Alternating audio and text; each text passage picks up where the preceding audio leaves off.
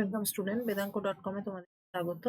আমি Principia ma'am, তোমাদের mathematics teacher. চলে এসেছি নতুন একটি অঙ্ক নিয়ে। নেওয়া যাক অঙ্কটি।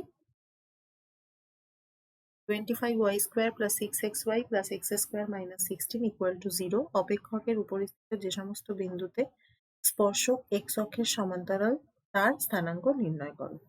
তো শুরুতেই আমরা ধরে নিই যে প্রদত্ত বিন্দু হলো x, y।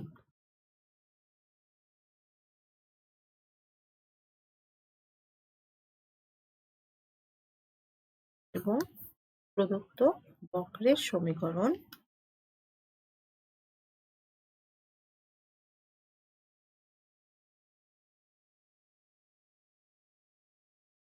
(25y² + 6xy + x² - 16 = 0।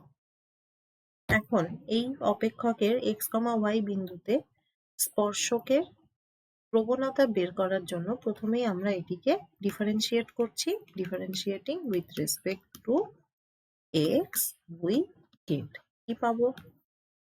50y by dx plus 6x by dx plus 6y plus 2x = 0, or 50y plus 6x dy dx = minus 6y plus 2x, or dy dx = minus 6y plus 2x by 50y plus 6x। তো এখন এই স্পর্শকের প্রবণতা dy dx at x, y তে হচ্ছে minus 6y plus 2x by 50y plus 6x। এখন দেখো বলেছে যে স্পর্শক x অক্ষের সমান্তরাল। এখন আমরা কি জানি? x অক্ষের সমান্তরাল কোনো একটি সরলরেখার সমীকরণ হয় y = constant। তাহলে এর প্রবণতা কত? dy dx = 0।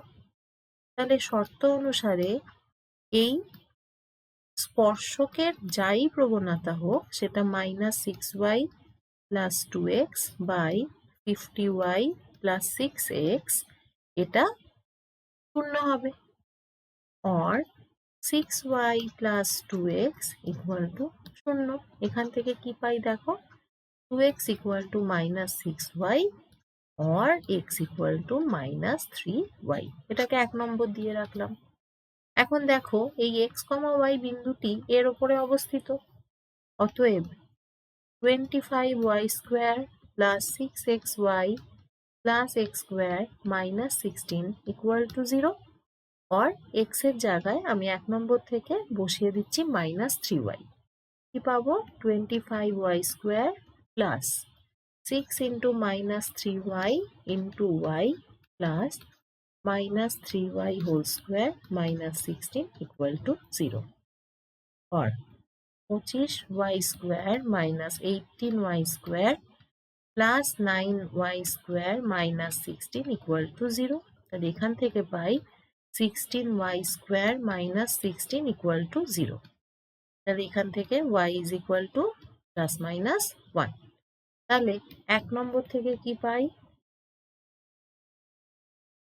যখন y সমান 1 তখন x = minus 3 into 1, তার মানে minus 3।